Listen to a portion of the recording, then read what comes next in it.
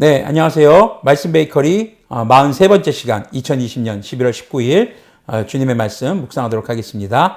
거룩하신 주님 감사합니다. 주님의 말씀 앞에 섭니다. 성령님께서 말씀에 조명이 되어 주셔서 성육하신 말씀이신 예수님을 말씀을 통해 만날 수 있도록 긍휼을 베풀어 주시옵소서. 우리 주 예수 그리스도님의 이름으로 기도합니다. 아멘. 네, 오늘 보실 말씀은 다니엘 2장 36절에서 45절까지의 말씀입니다. 다니엘 2장 36절에서 45절 표준세 번역의 성경으로 읽어드리겠습니다. 이것이 그 꿈인데 우리가 그것을 풀이하여 임금님께 말씀드리겠습니다. 임금님은 왕들 가운데서도 으뜸 가는 왕이십니다.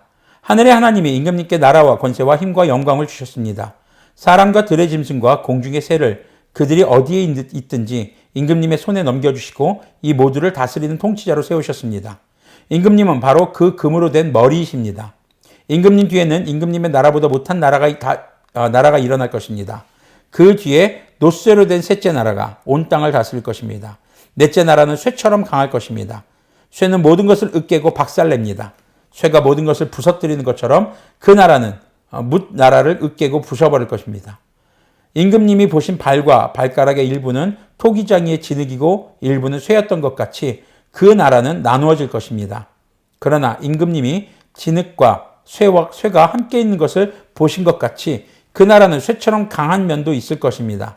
그 발가락의 일부가 쇠이고 일부가 진흙인 것 같이 그 나라의 일부는 강하고 일부는 쉽게 부서질 것입니다. 임금님께서 진흙과 쇠가 함께 있는 것을 보신 것 같이 그들이 다른 인종과 함께 살 것이지만 쇠와 진흙이 서로 결합되지 못하는 것처럼 그들이 결합되지 못할 것입니다. 이 왕들의 시대에 하늘의 하나님이 한 나라를 세우실 터인데 그 나라는 영원히 망하지 않을 것이며 다른 백성이 넘어가지 않을 것입니다. 그 나라가 도리어 다른 모든 나라를 쳐서 멸망시키고 영원히 설 것입니다.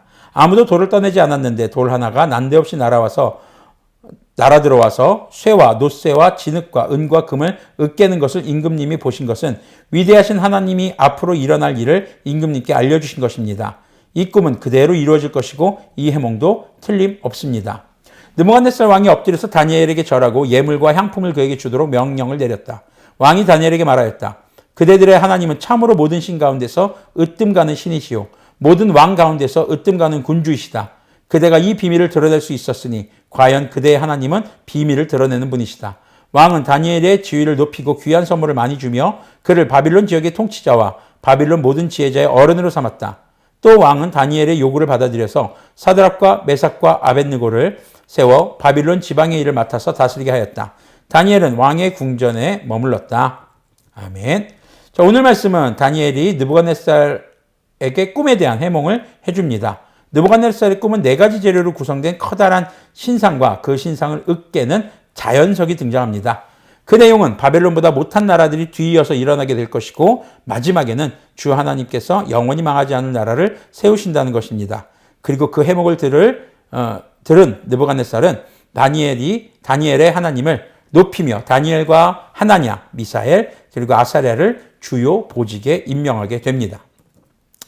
자, 오늘 말씀에서 바로 36절에서 45절까지 해몽의 핵심적인 내용은 5번째 나라에 있습니다. 다니엘을 통한 꿈의 해석은 바벨론의 뒤를 이어 4나라가 등장하는 것을 이야기하고 있습니다.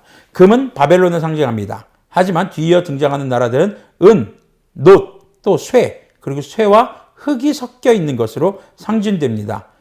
흔히 바벨론 뒤에 등장하는 은을 이렇게 페르시아, 성경엔 바사라고 되어 있죠.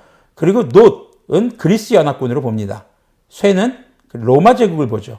그리고 로마 제국이 분열되고 난 이후에 여러 나라로 쪼개지는 것을 쇠와 흙으로 보는 견해가 많습니다.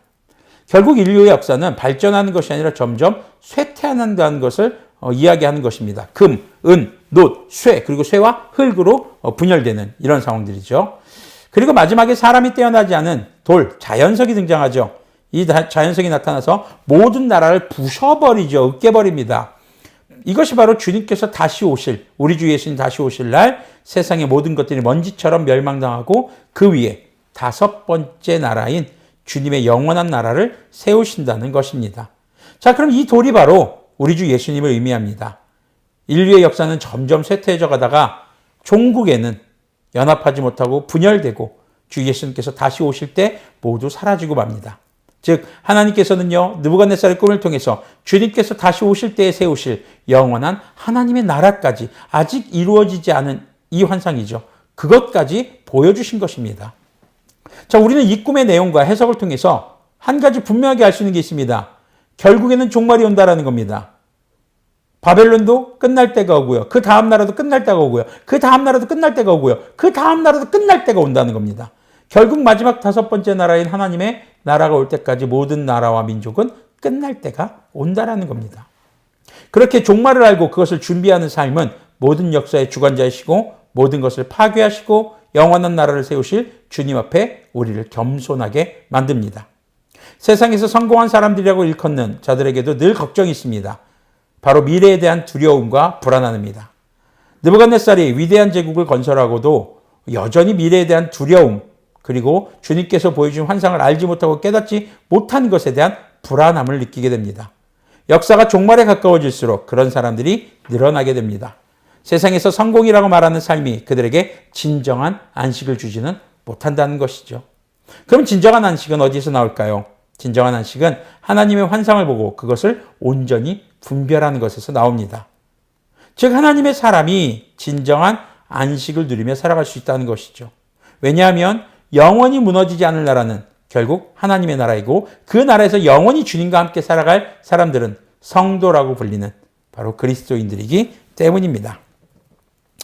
자, 어제 말씀드렸던 것과 연관지어서 생각해 보면 환상을 보고 분별하는 것, 바로 말씀을 읽고 그 뜻을 알아 삶에 적용한 것을 이야기합니다. 자, 그리고 46절에서 48절까지의 내용을 보면 하나님을 높이는 느부갓네살의 모습을 볼 수 있습니다. 비로소 하나님께서 이것을 보여주셨고 하나님의 뜻이 무엇인지를 깨달은 느부갓네살이 이제 그 불안함과 답답함이 해소된 거예요.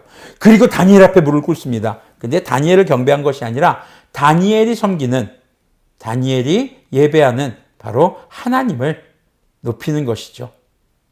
다니엘이라는 그 하나님의 사람을 통해 하나님의 성전이 있는 예루살렘을 침공한 느부갓네살에게 바로 하나님의 위대하심이 증거되고 있는 것입니다. 여기서는 다니엘 한 사람만 있는 건 아닙니다. 우리라고 하는 거 보니까 다니엘이 아마 세 친구들과 함께 간 것으로 보여집니다. 그리고 다니엘은 여전히 계속해서 위대하신 하나님께서 그것을 보여주신 것이라고 재차 강조하게 됩니다. 그런 다니엘을 바벨론에서 가장 높은 지혜자, 통치자로 세웁니다. 그리고 다니엘이 요청했습니다. 그 요청에 따라서 하나냐와 미사엘과 아사랴를 주요 보직에 임명하게 됩니다. 이것을 보면서 하나님의 사람은 반드시 출세한다 라고 받아들이시지 않기를 바랍니다. 하나님을 증거하는 사람들을 더욱더 잘 증거할 수 있는 삶의 자리로 주님께서 인도하신다고 보는 것이 맞습니다. 포로의 상황에서도 주 하나님을 경외하며 그들 자신의 삶을 거룩하게 구별하며 살았고 또 주어진 삶에 성실하게 임했던 이 4명의 유다 청년들, 하나님의 청년들, 그들은 타인을 대할 때 슬기로웠고 겸손했고 또 문제 앞에서 방황하거나 도망치지 않았습니다. 주님께 기도로 간구했던 그런 청년들이었죠. 그들의 삶의 결과는 하나님을 드러내는 것이었습니다. 바로 하나님을 증거하는 그런 삶의 결과로 나타났다는 것이죠. 출세가 믿음의 삶의 결과는 결코 아닙니다. 다만 주님의 은혜로 그들이 바벨론에서 알려지게 되었고 더불어 그들의 변함없는 믿음의 삶을 통해서 주님이 어떤 분이신지 바벨론에게 또 바벨론의 왕 느부갓네살에게 증거되고 전해지고 있는 것입니다. 우리가 지금 예수님을 믿는 우리들이 받은 마지막 사명이 무엇입니까? 땅끝까지를 증인이 되는 겁니다. 주님께서 우리에게 가르쳐 지켜 행하라신 것들을 가르쳐 지키게 하고 또 아버지와 아들과 성령님의 이름으로 세례를 주고 그들이 주님의 말씀을 따라 살아갈 수 있는 그런 그리스도인으로 살아가도록 양육하는 것, 그것이 우리의 사명이죠. 자, 여러분들 오늘 말씀을 통해서 우리가 정리해 보겠습니다. 인류의 역사는 발전하지 않습니다. 쇠퇴하고 있습니다. 영원히 사라지지 않는 가치는 결국 우리 주 예수님께서 다시 오실 때 세우실 주님의 나라인 것을 명심하십시오. 인생의 그리고 성취 앞에서 주님께 감사하며 주님께서 하신 것을 자랑하는 사람들, 바로 그들이 그리스도인입니다. 주님 앞에 겸손한 자죠. 우리 주 예수님의 증인들을 주님께서는 더욱더 복음을 잘 증거할 수 있는 삶의 자리로 인도해 주신다는 걸 잊지 마십시오. 내가 원하는 자리라든가 좀 더 편안한 자리라든가 부귀영화를 누리는 자리가 아닙니다. 복음을 좀 더 잘 전할 수 있는 자리. 그것은 삶의 상황마다 복음을 전해야 되는 대상마다 다를 수 있습니다. 그렇기 때문에 우리가 주님을 잘 믿으면, 복음 잘 전하면 모든 것이 풍족하고 출세한다, 이런 잘못된 결론이 도출되지 않기를 바랍니다.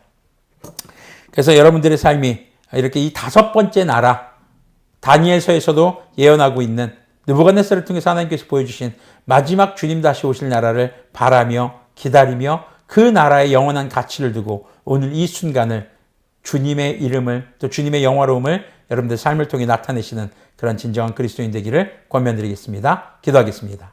거룩하신 주님 감사합니다. 주님의 말씀 앞에 또 묵상을 했습니다. 주님, 우리가 주님 다시 오실 그날, 그 5번째 나라를 바라며 아버지, 이 땅의 헛된 것들의 삶의 목적이 아니라 주님 나라 오실 때까지 우리의 믿음을 지키며 그냥 지키는 것으로 끝나는 것이 아니라 주님의 나라를, 우리 주 예수님의 그 복음을 증거하며 주님의 증인이 될 수 있는 그런 참된 그리스도인들, 주님의 사명을 감당하는 우리들이 되도록 긍휼을 베풀어 주시옵소서. 우리 주 예수 그리스도님의 이름으로 기도합니다. 아멘. 네, 오늘도 주님의 환상인 말씀을 읽으시고 배우시고 그리고 묵상하시기를 바랍니다. 갑자기 붐이 생각나네요. 읽자, 배우자, 적용하자, 묵상하자, 웃자. 네. 안녕히 계세요.